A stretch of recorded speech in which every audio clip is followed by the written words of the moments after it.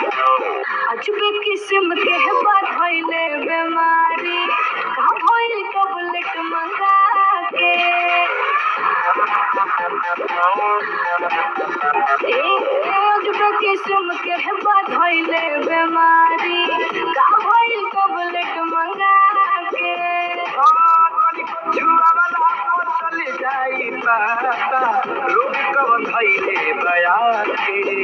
गर्मी उतर है देखली हम रवे नहा के